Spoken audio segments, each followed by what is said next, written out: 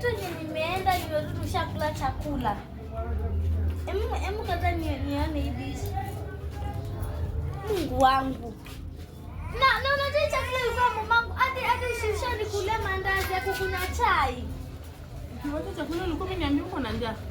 Lakini mbona nakula chakula ya mamangu? Si umeniambia nishike chakula na mimi niko na njaa. Ningefanya aje? Na mbona nakula chakula ya mamangu? Utajua mamangu. Sijamaliza. Utajua unakula chakula ya mamangu.